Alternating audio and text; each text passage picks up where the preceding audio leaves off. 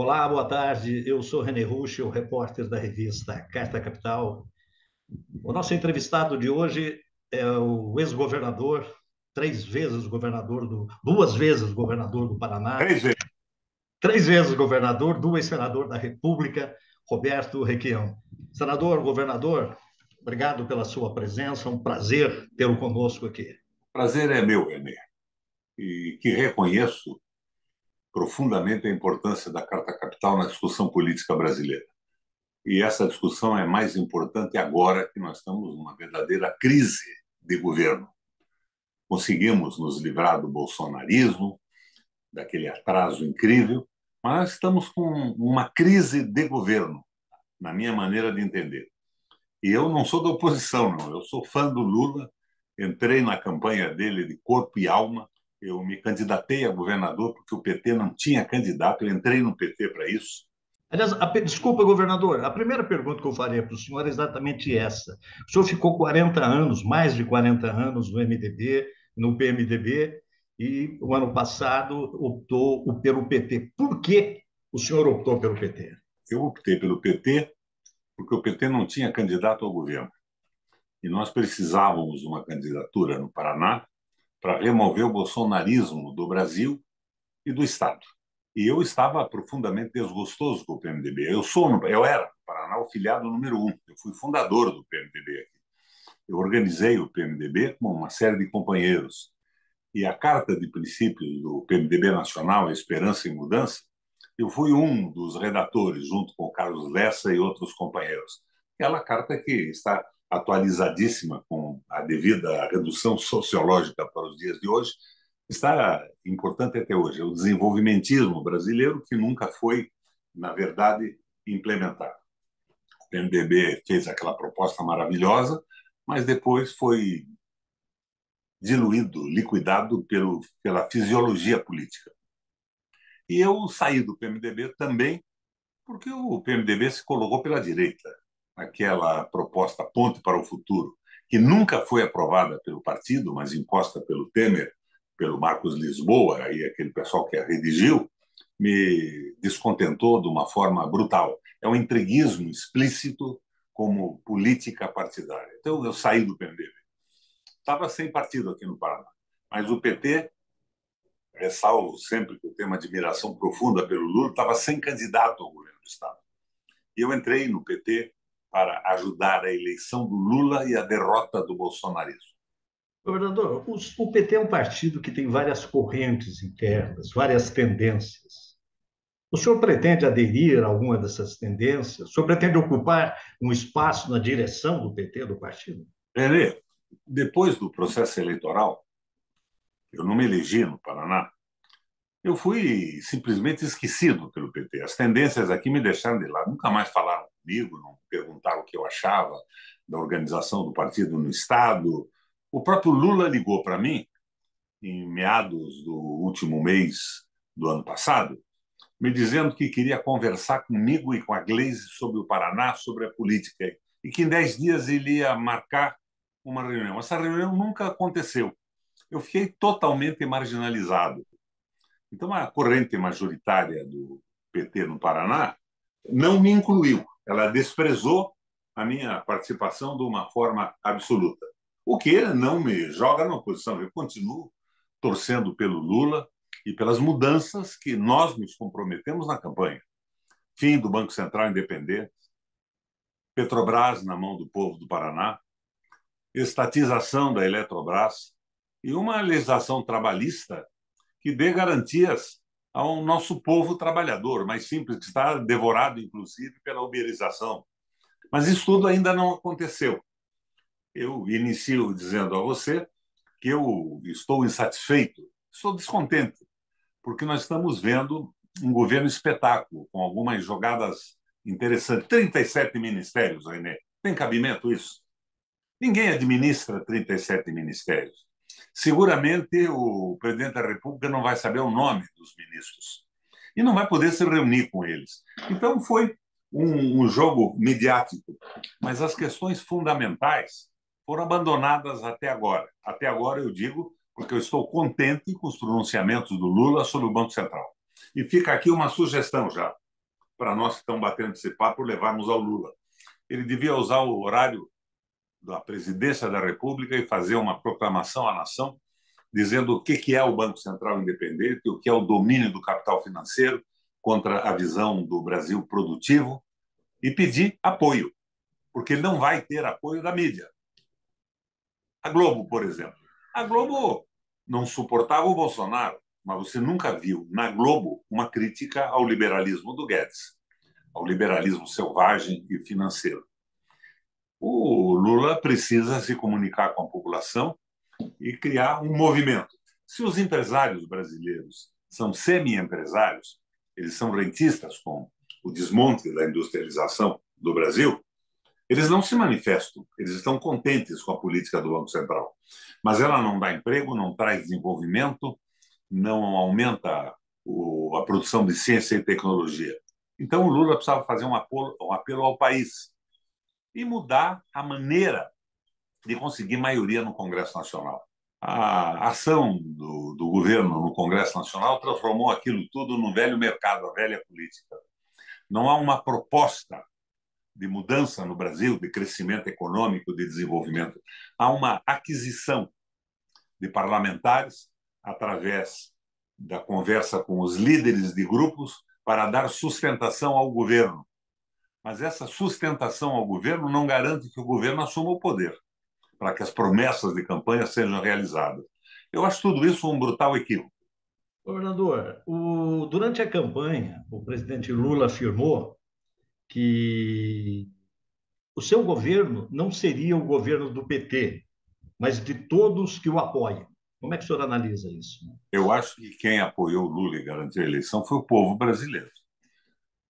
Todos que o apoiam, na maneira de composição com grupos parlamentares e grupos ligados a interesses econômicos limitados, exclui a população. Todos que o apoiam numa eleição direta para a presidência da República significa a presença dos interesses da maioria. Eu, por exemplo, joguei pesado nessa campanha. Nunca mais conversaram comigo para pedir uma opinião. E o que é que eu queria do Lula? O que é que o Requião quer? Ele está insatisfeito? Ele quer um ministério? Não, nunca reivindiquei nada. Absolutamente nada. O que eu quero é Banco Central dependente de um projeto nacional. Eu quero um projeto nacional. Eu quero a Petrobras na mão do Brasil. Renê, você sabe quanto custa um litro de diesel na usina, depois de refinado, extraído da nossa terra pelas mãos brasileiras? R$ 1. O preço médio do Brasil é US$ 1. Eu vi hoje na mídia, não vai baixar 8% o preço do diesel. Que brincadeira é essa? Como é que um combustível que custa R$ 1 na produção brasileira vai para a bomba por 6,5 na média nacional? Não estou falando de uma cidade ou outra. A média nacional é 6,5. Quem tiver alguma dúvida, procure o Google. Então, é isso que me aborrece, a Eletrobras. Você sabe que na tal comissão de transição, a decisão foi claramente pela estatização da Eletrobras? Na época da redação do texto final, tiraram a estatização. O que é que está acontecendo? Para que, então, o grupo de transição? Eu vejo que a tal frente ampla ela está tão ampla que está excluindo, de uma forma bem clara, os interesses nacionais. Eu vou voltar um pouco ao que o senhor acaba de dizer. Suas críticas têm sido mais intensas em relação à Petrobras, à política de juros, ao Banco Central, à Eletrobras e à privatização da Eletrobras. Qual seria a sua sugestão dentro dessas áreas que o presidente Lula deveria adotar? Bom, é evidente trazer essas empresas para uma administração que contempla o interesse nacional, não do liberalismo econômico. Não há dúvida alguma disso. E ele devia fazer isso como está fazendo agora. Ele está dizendo com clareza que o Banco Central é o banco do capital financeiro. É um capital que não tem alma, não tem solidariedade com o povo, pensa só em dinheiro de uma minoria. Ele devia ocupar uma rede nacional que ele tem direito de se colocar. Porque o discurso que ele tem feito é porreta, é admirável. Mas não é na posse do nosso amigo lá no BNDES, com a presença do presidente do Banco Itaú, que ele vai dizer isso. Ele precisa de um apoio popular. E se o apoio não vier por parte dessas chamadas e supostas elites vinculadas à mídia, que é vinculada a interesses internacionais de submissão e colonização do Brasil, ele deve se dirigir ao povo através de uma rede. Então, substituímos essas manifestações de grupos de interesse econômico por uma manifestação popular. Me chamem que eu vou. Uma manifestação brutal em Brasília, apoiando a queda dos juros e o domínio do Banco Central pelo interesse do desenvolvimento brasileiro, do crescimento industrial, da geração de empregos, da soberania. Senão, não vamos a lugar algum. E vai ficar essa conversa. O Lula está falando, mas está sozinho. E sozinho dentro do próprio governo. A impressão que eu tenho é que ele fala uma coisa e o governo, uma boa parte do governo, se comporta de forma diferente. Não é uma crítica ao Haddad. Eu acho que o Haddad está fazendo um jogo de se valer da pressão do Lula e da revolta com os juros altos para pressionar o Banco Central a mudar o comportamento. Mas parece que isso não vai acontecer. O Banco Central tem que ter a intervenção do Estado. E essa intervenção é legal. O Banco Central já errou na previsão das metas por 2 anos seguidos. Ele pode ser mudado inteiramente pelo presidente da República, submetido às novas nomeações ao Senado Federal. O senhor foi um crítico da escolha do ex-senador Jean Paul Prats para a presidência da Petrobras. Por que, senador? Eu não fui crítico da escolha do João Prats. Eu sou um crítico da condução da Petrobras. Veja bem, quem é o Jean Paul Prats? Ele era um consultor de empresas privadas de petróleo. Se não me engano, da Shell e da Texaco também. Ele foi relator de um projeto que a bancada do PT urdiu no Senado. Mais do que a bancada, a assessoria da bancada federal do PT. Estabelecia um projeto de equilíbrio dos preços, um fundo de equilíbrio. Este fundo era suportado por um imposto na exportação do óleo bruto. O que significa isso? Quando você cobra a exportação do óleo bruto, você automaticamente estimula a produção nacional, não é isso? Porque senão o óleo vai chegar mais caro lá para fora, vai entrar com dificuldade no Brasil. Você está estimulando as refinarias no Brasil. Ele não é nem sequer um projeto nacionalista, um projeto estatizante. Eu gostaria que fosse. Este projeto foi para a mão do Prats. O Prats acabou, na sua relatoria, com o imposto sobre o óleo cru e criou um fundo com dinheiro do Tesouro e de concessões de poços de petróleo ao grupo privado internacional. Ele estava estimulando a internacionalização da produção do petróleo, ao invés de estimular a produção interna. Não vejo como é que esse tipo de visão possa ser interessante ao Brasil. Nós hoje temos uma reserva do petróleo, René, 3 vezes maior que a norte-americana. Eles querem tomar conta do petróleo brasileiro de todas as formas. Por que o Lula caiu e a Dilma foi presa? Sempre fui um crítico das políticas do Meirelles, do Joaquim Levy e tudo mais. Mas a Dilma é uma mulher íntegra, séria. Eu não concordava com algumas coisas da sua política, mas ela foi derrubada porque ela estava, de certa forma, defendendo aquele fundo do petróleo para a educação e para a saúde no Brasil. Eles derrubaram a Dilma e prenderam o Lula por isso. Eles queriam o petróleo, a água, o Banco Central e o fim das garantias sociais dos trabalhadores brasileiros. Então, nós temos que entender isso e o Lula entende isso com clareza. Se você acompanhar os discursos dele agora, você vê que ele entende. Mas nessa frente artificialmente montada, parece que ele tem um discurso rigorosamente isolado, René. É ruim isso. Eu quero mais lulismo no governo. E o que significa mais lulismo no governo? Significa que as teses de campanha sejam implementadas. Significa a recuperação da soberania nacional. Significa a elaboração rápida de um projeto de desenvolvimento nacional, um modelo de Brasil que seja sustentável, sem radicalismos temerários pela esquerda, mas sem a covardia de alianças com o capital financeiro como está ocorrendo.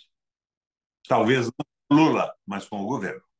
Quando o senhor for governador do Paraná, uma das suas maiores prioridades foi a educação.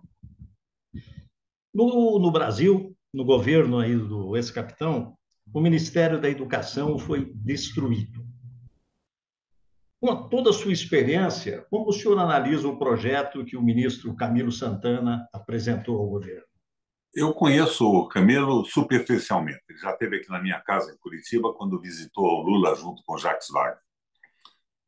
Eu vejo que o projeto de educação do Brasil precisava escutar um pouco mais as experiências de educação do país.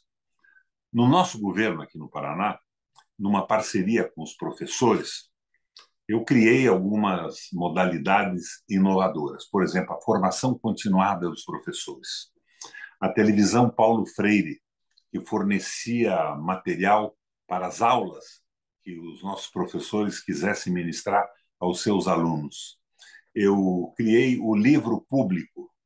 René, um livro da estrutura comercial de apoio entre comilhas, à educação, custa 50, 60 reais. O livro público, feito por mestres de primeiríssima qualidade do nosso sistema educacional, a base e os universitários, custava R$ 1. O papel aqui é subsidiado. Eu consegui colocar televisões em todas as salas de aula e fizemos uma inovação que nos garantiu o primeiro lugar do Brasil na qualidade de ensino. Eu vejo, pelo menos pela crítica que os professores do Paraná me trazem, que o atual projeto é o projeto do Ceará, de Sobral, mas é um projeto firmemente sustentado, não no aumento da qualidade dos professores, com a formação continuada, mas no setor privado de fornecimento de material. Eu acho que isso foge um pouco. O importante é que o professor seja muito bom.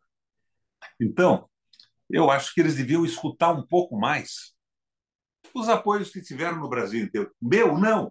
O projeto do Paraná foi produto de uma parceria com o magistério, muita gente entrou nisso, gente importantíssima, pensando no Paulo Freire. E eu acho que isso tudo acabou. Foi um loteamento, não se discute mais nada, rigorosamente nada. Assim como eu digo a você, o grupo de transição propõe a estatização da Eletrobras e o redator final, que eu não sei quem foi, exclui isso. Que aliança é essa? Que amplitude de aliança? É claro que nós precisamos de uma aliança ampla, mas a aliança ampla não pode excluir o interesse nacional. Não pode ficar só no discurso do Lula. Você já leu, René, um livro do Roger Gerard Schwarzenberg, O Estado do Espetáculo? Eu li menino ainda isso. Me influenciou muito. É o espetáculo do Estado, o discurso do Estado. Ele fala que o Estado diverte a população, divertir, do italiano divertere, desviar do que realmente importa. 37 ministérios. Eu fui governador 3 vezes. O que eu faria com 37 secretários de Estado? Eu não ia conseguir conversar com eles. Mas não é esse o problema. Vamos admitir que isso fosse necessário para uma aliança. Mas essa aliança não podia ser uma aliança praticamente comercial, do dá lá, toma cá. Ela tinha que ser uma aliança em cima de propostas. É o que eu digo. Se o Lula ocupar uma cadeia nacional e demonstrar com clareza, como faz o Papa Francisco, o mal que o capital financeiro dominando o mundo está fazendo à humanidade, ele não terá oposição de ninguém. Quem é que pode se levantar contra o Lula porque ele quer baixar o juro no Brasil, que é o mais alto do planeta Terra? Vamos ilustrar aqui com dados. 13,75. É a taxa Selic mais a inflação. Na verdade, o juro real é 7,2, mais ou menos isso. Sabe qual é o segundo juro mais alto do mundo? O do México, 2%. Eu acho que este jogo do juro altíssimo é para provocar uma recessão no Brasil. Esta recessão acaba, inclusive, com a possibilidade de financiamento dos programas sociais. Diminui a entrada de dinheiro. Daí eles vão propor as soluções que eles vinham dando até agora. Acabar com o Estado brasileiro. Vender definitivamente a Petrobras, as empresas públicas, e entregar isso tudo para os lemãs da vida, que já mostraram a sua verdadeira natureza com o estouro de 43 bilhões de reais das lojas americanas e, posteriormente, o estouro da Ambev, que vive num conluio com os administradores pouco sérios. Aqui no Paraná, seguramente, a Ambev não paga imposto. Ela foi simplesmente beneficiada com isenção fiscal.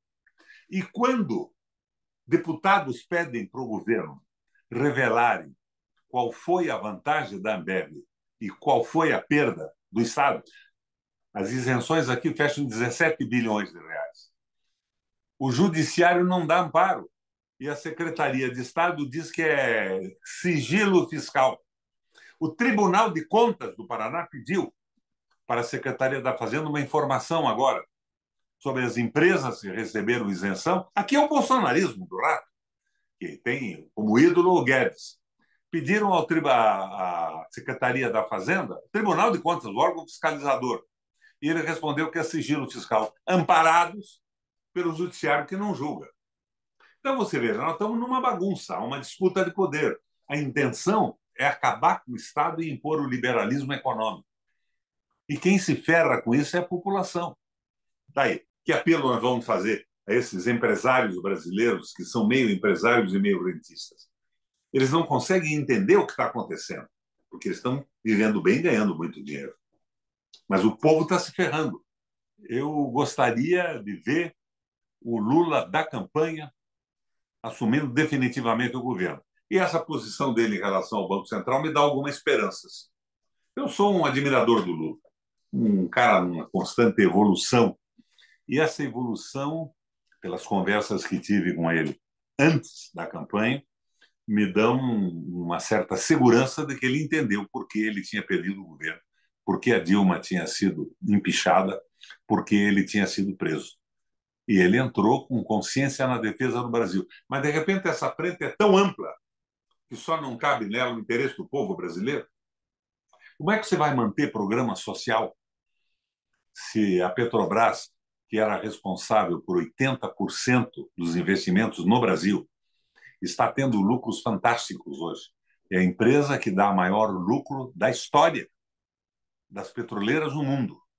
Mas esse lucro todo vai embora como dividendo para o acionista? Como é que você vai manter os programas sociais com a Eletrobras na mão de um grupo de picaretas privados, transformando ela num instrumento de arrecadação chupa-cabra da economia?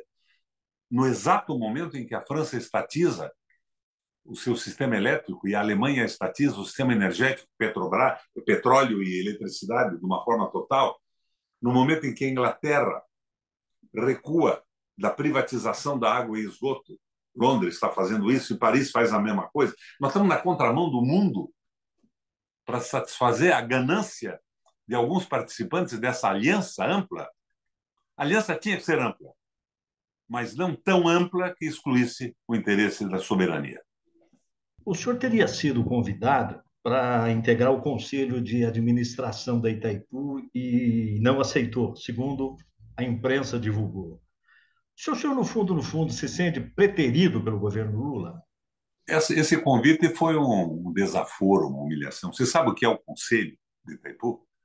Esse conselho se reúne de 60 em 60 dias. Tem um bom salário. É uma espécie de bedel da usina. Ele fiscaliza o livro-ponto dos funcionários. Ele não tem função nenhuma, é um cala-boca, uma boca de ouro.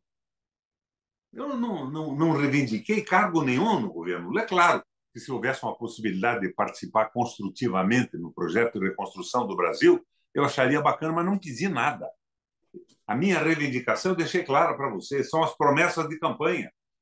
E eu fui excluído de conversas sobre a organização do PT no Paraná. E uma noite, sabe, esse conselho era ocupado por quem? Esse conselho é uma picaretagem, que ele não aconselha porra nenhuma, para aumentar salário de ministros do Estado.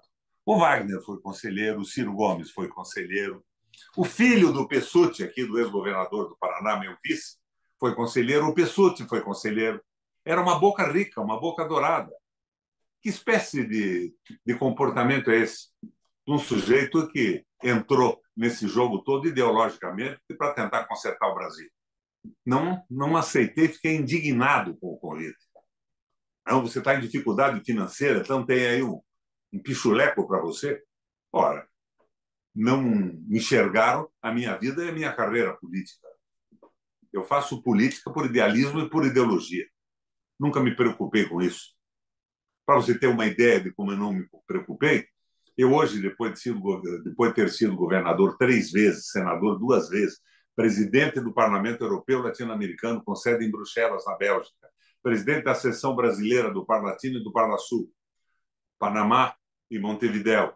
Eu sou aposentado pelo INSS e ganho R$ 3.372 por mês.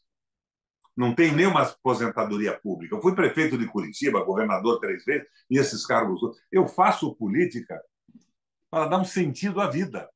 Quem só pensa em dinheiro, em cargo, Renê, pode conseguir, quando morrer, ser enterrado na avenida principal do cemitério.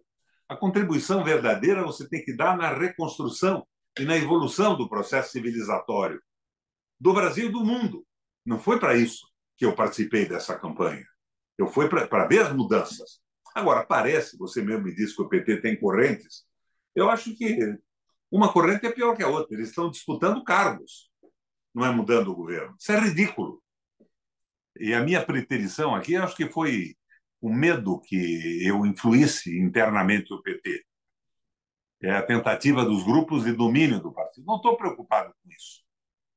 Eu sou um garoto de 82 anos de vida. Eu quero é ver as coisas mudarem. A minha vida está resolvida há muito tempo. O senhor não pretende disputar ou ocupar cargo de direção no PT? Não, não. Ainda mais depois que me excluíram aqui, eu já vi que a briga de grupos internos é a coisa mais ridícula do mundo. Além de ser um único partido no Brasil, eu acho bacana isso, mas eu já vi que eles me excluem de qualquer coisa. É o domínio de pequenos grupos. Agora, eu, quando estive na posse do Lula, para você ter ideia, eu não fui convidado para a posse. Eu tive que brigar na última hora por um convite. Ficar telefonando, o meu pessoal aqui ligando, para mim poder ver de perto aqui. Eu fui cumprimentado pelos ministros do Lula. Requião, você vai para Itaipu, para a diretoria geral. É o segundo orçamento de investimento do Brasil. Eu fiquei espantado porque eu não tinha pedido nada. Eu estava esperando a tal conversa com o Lula para conversar sobre o Paraná, o que nós íamos fazer, sobre a política brasileira. De repente, eu sou excluído até de conversas. Não estou reclamando por isso. Eu reclamo pela realização das promessas de campanha. Não é com a fuga dessa história da Frente Ampla que nós vamos ter um governo do Bolsonaro sem o Bolsonaro. Você veja como é que se comporta a Globo hoje, né? Ela apoia o Banco Central, ela apoia a venda da Eletrobras, ela apoia o roubo da Petrobras, ela apoia os trabalhadores sem direito algum. Mas ela não queria o Bolsonaro. O Lula deveria ter privilegiado, nesse início de governo, a mídia alternativa, que não abandonou nunca. Mas está dando uma prioridade absoluta para a Globo. E dizem, vamos montar grupos de apoio ao Lula. Que tal montar grupos de apoio a um programa de governo factível, moderado, sem temeridade, mas sem a submissão ao interesse do capital financeiro? Por que não tiraram esses caras ainda do Banco Central? Você sabe que a própria legislação do Banco Central admite que eles podem ser postos na rua pelo Lula amanhã cedo. Por quê? Porque eles erraram no cumprimento de 2 anos de metas. O Lula pode trocar todos, o Copom e o presidente do banco. Embora a pressão inicial fosse interessante, porque você podia fazer um recuo, uma composição de recuo a favor do Brasil, sem fazer a brutalidade da intervenção, e o banco estaria trabalhando com um projeto de governo. Onde é que está o projeto de governo? É manter a Eletrobras privada, como acabou determinando o relatório da Comissão de Transição? Quem me passou essas informações, para isso não ficar no escuro, foi o líder eletricitário Nilo Gato.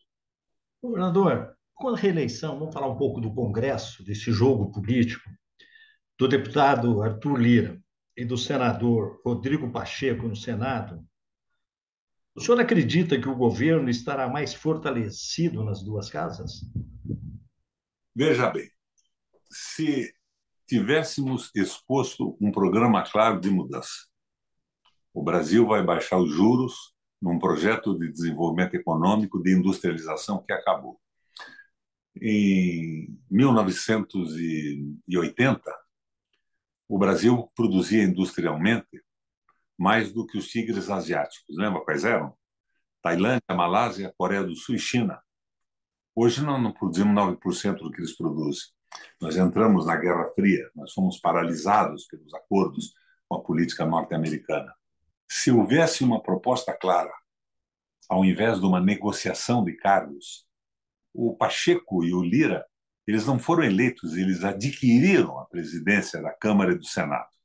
E eles tivessem dito, não, essa proposta é uma proposta para recuperar o Brasil, nós acreditamos nisso, ela é moderada, mas ela vai mexer na estrutura, vai melhorar a vida do povo, garantir a soberania, a importância do Brasil no Conselho das Nações, que se me dá que fosse eleito um ou outro. Mas não, foi um negócio.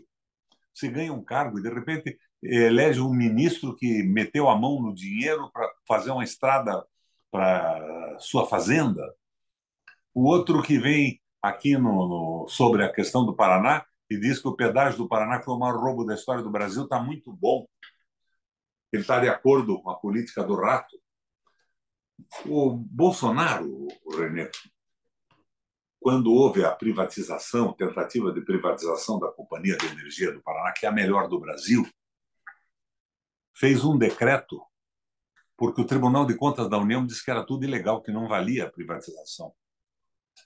O Lula não anulou esse decreto ainda, porque o ministro deve ser a favor das privatizações, o ministro das Minas e Energia. O que é isso? Como é que você acha que eu posso me sentir depois de ter entrado como entrei nesse processo? Não anulou o decreto? Não, é 30 dias. Você precisa de 30 segundos para anular um decreto, não é 30 dias. Você precisa agir na questão do pedágio. Mas não. Tudo parece que está em função de alguns votos no Congresso Nacional. Se tiver mais 5 votos num determinado partido no Congresso Nacional, pode privatizar a Copel, pode vender o Paraná. Não acho graça nisso. O senhor diria hoje que está decepcionado com os primeiros 40 dias, quase 40 dias de governo? Eu estou entusiasmado com os últimos pronunciamentos do Lula em relação ao Banco Central.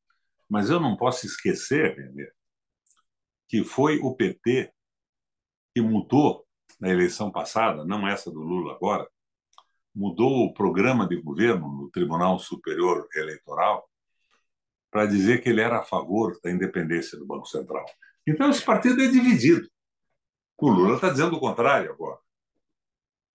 Mas eu lembro que aí na Carta Capital, com meu velho amigo Mino, eu fui numa daquelas reuniões no fim do ano, em que os caras diziam que precisava um presidente socialista para os banqueiros ganharem tanto dinheiro.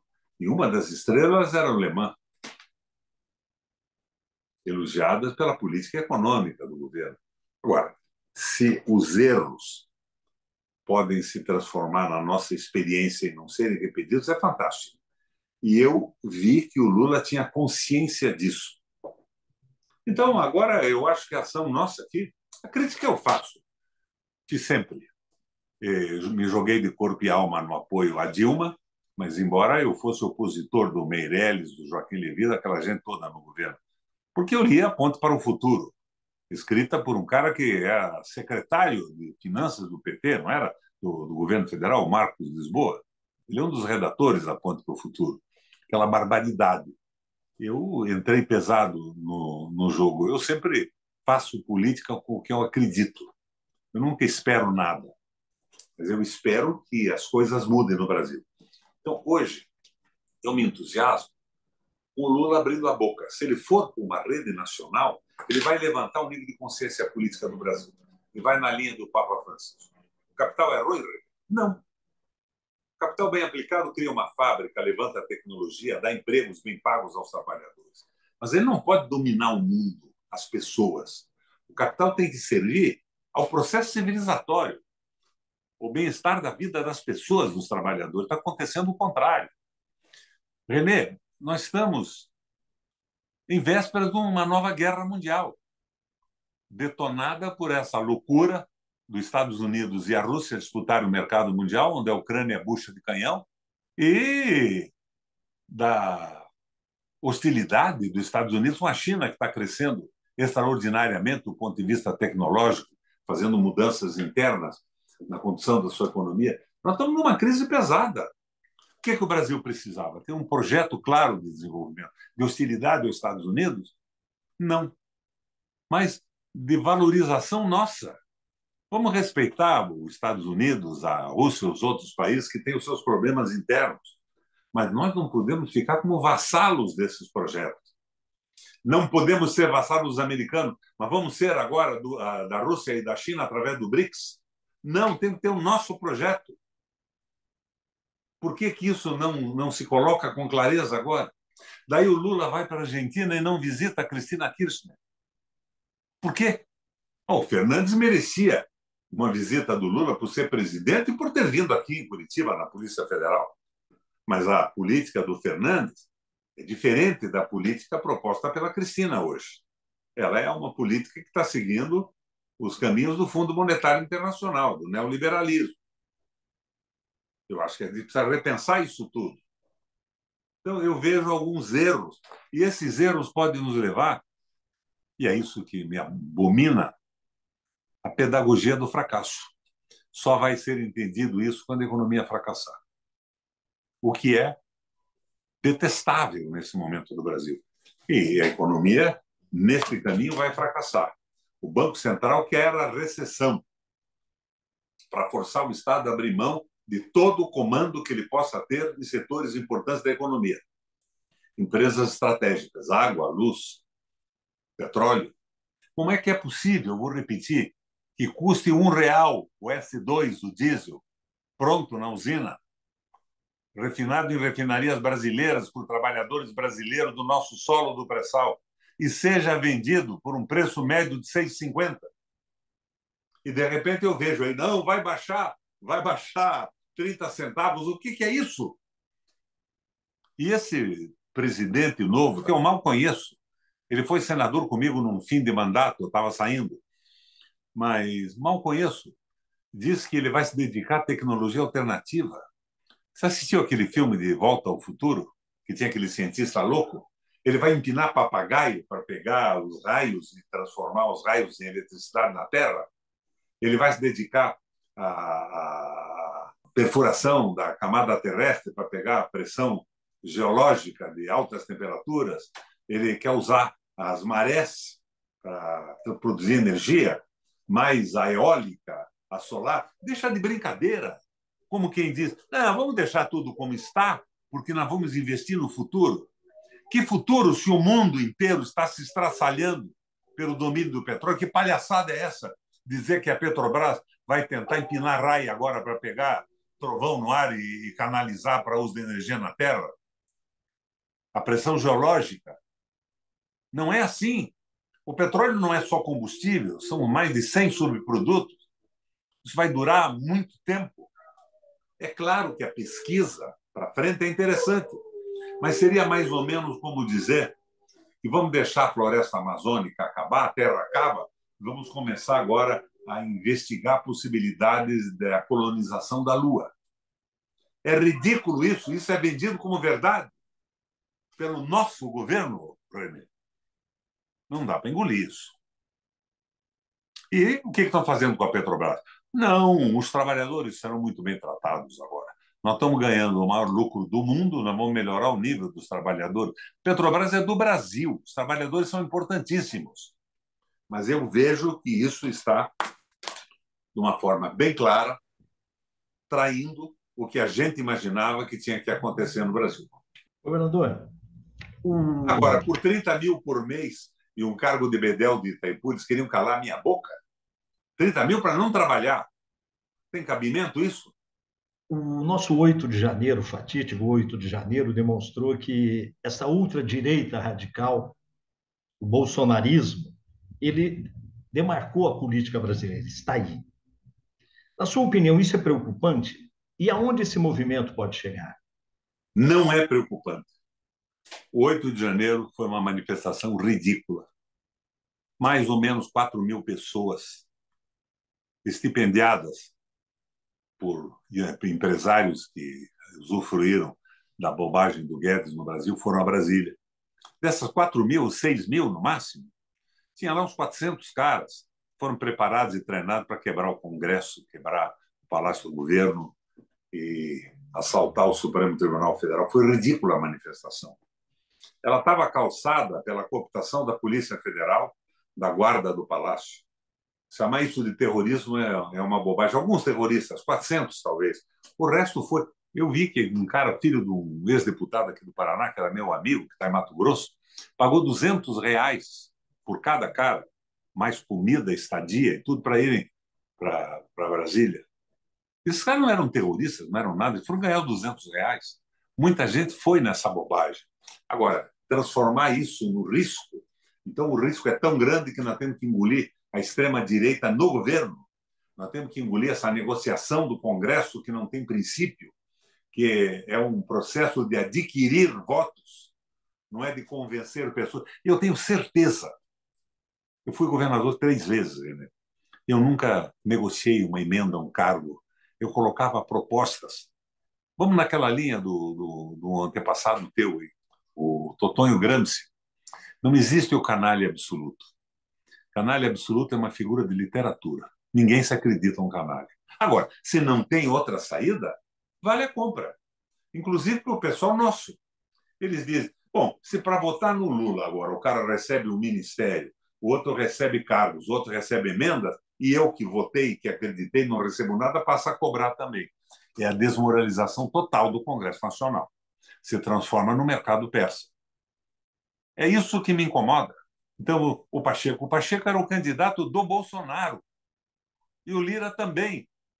Foram os nossos agora, porque houve uma reconvenção, aconteceu com eles o que aconteceu com o padre Vieira. Eles eram devotos da Virgem Maria e, de repente, foram atingidos por um estalo e mudaram a maneira de pensar. E o padre medíocre se transforma no melhor orador sacro da língua portuguesa. Não, não aconteceu isso. Foi um negócio. Você viu o discurso do Pacheco de posse? Sim, Ele eu não vi. falou em economia, foi um discurso identitário. É a proposta do Fundo Monetário Internacional. Nós vamos agora defender os negros. Claro que tem que defender as minorias de uma forma pesada. Quando eu fui governador aqui, eu inaugurei no Brasil pela primeira vez as cotas.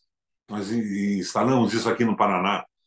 Nós cuidamos dos aldeamentos dos indígenas, dos povos originários, de uma forma concreta. Nós instalamos escolas de magistério bilíngues. Nós instalamos escolas nos aldeamentos em português e na língua originária.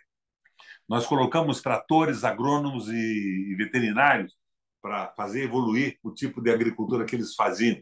Nós viabilizamos escolas profissionalizantes, água tratada, esgoto tratado e casas de alvenaria. Modelo dinamarquês, europeu, não. Segundo as tradições dos povos originários. Nós mexemos nisso. Ah, e os negros? Nós reconhecemos, o que não havia reconhecimento no Paraná, 120 quilombos foram reconhecidos e apoiados pelo Estado positivamente. Não foi um divertimento de diverter para sair um programa na Globo. Foi uma ação concreta. Claro que eu acho bacana a homenagem aos índios, os ministérios, mas 37 ministérios, sem recursos, sem pessoal, sem nada. Estou absolutamente desencantado com essa maneira de conduzir o governo. E os grupos internos do PT se estraçalhando. Não tem cabimento isso. O presidente Lula afirmou, durante o período da campanha, que não pretendia ser candidato à reeleição. Agora, ele já dá indícios que pode rever essa posição. A minha pergunta ao senhor é: qual é o futuro do PT sem o Lula? Pelo que eu vi do comportamento do PT aqui no Paraná, os grupos, a exclusão, dando meu apoio, eu fui rigorosamente ignorado depois da eleição, não por repartimento de cargos, que eu não reivindico, não interesso, mas eles dominam o negócio de uma forma absoluta. Eu acho que sai o Lula, acaba o PT. Agora, é uma base partidária monumental. Agora, o que é o PT? É a Fundação Perseu Obama? A visão economista de direita que eles têm? Semi-direita? Não. É a base popular. Tem uma base excepcional. O Lula é uma marca, mas está faltando uma proposta de governo do Brasil. O que queremos no processo civilizatório que foi interrompido pelo Bolsonaro? Qual é a posição do Brasil no Conselho das Nações? Qual é a posição em relação às empresas públicas? A prática é o critério da verdade. Nós temos um discurso e uma prática que não está correspondendo ao discurso. O discurso do Lula continua uma beleza, mas os ministros não têm nada a ver com isso. Uma parte deles, claro que tem pessoas excelentes. Isso reflete no partido, no PT? Claro que reflete. Aqui no Paraná, a rejeição ao PT é uma brutalidade. Se cantou em prosa e verso a Lava Jato, essa bobajada toda. Mas tem uma base que acredita na mudança, mas a cúpula não age dessa maneira. Então, sai o Lula, sobra quem no PT? Quem é que vai ser o líder do PT? O Alckmin. Nosso amigo Alckmin vai ser o petista mor? Quem é que vai ser? Vai ser o Juscelino? Ele, Juscelino da Estrada? Governador, eu lhe agradeço imensamente a sua participação. Muito obrigado por ter aceito o nosso convite. Conversar com o senhor é sempre um excelente aprendizado, uma grande aula de política e de administração. Obrigado, governador. Valeu, Renê. Que a Nossa Senhora lhe ilumine, assim como eu desejo que ela ilumine o presidente do Senado e o presidente da Câmara, o Pacheco e o Lira, e deu um estalo na cabeça dos dois, como deu no Padre Vieira. E um medíocre padre se transformou no maior orador sacro da língua portuguesa.